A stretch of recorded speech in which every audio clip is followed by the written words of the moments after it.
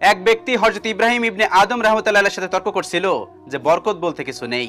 তিনি বললেন, তুমি কি ছাগল ও কুকুর দেখেছো? লোকটি বললেন, জি দেখেছি। শায়েখ লোকটিকে জিজ্ঞেস করলেন, বলতো ছাগল ও কুকুরের মধ্যে কে বেশি বাচ্চা দেয়? লোকটি বলল, কুকুর বেশি বাচ্চা দেয়। শায়েখ ইব্রাহিম ইবনে আদম রাহমাতুল্লাহ আলাইহি বললেন, ছাগলকে জবেহ করা হয়, এরপরও ছাগলের সংখ্যা বেশি দেখা যায়, কমে না, এটা কি বরকত নয়? লোকটি বললেন, এর কারণ কি? ছাগলের মধ্যে বরকত হয় আর কুকুরের মধ্যে বরকত হয় না? শায়েখ বললেন, ছাগল সন্ধ্যা হতে ঘুমিয়ে যায় আর ভোর হতে জাগ্রত হয়, আর এই সময়টায় রহমত ও বরকত বর্ষণের সময়, ফলে তার মধ্যে বরকত হয়।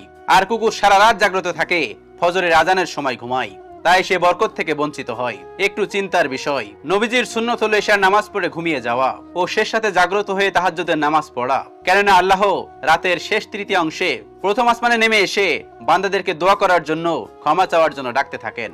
আর আমরা সারা রাত মোবাইল, ইন্টারনেটে খারাপ কাজে ব্যস্ত থেকে ঠিক ওই সময়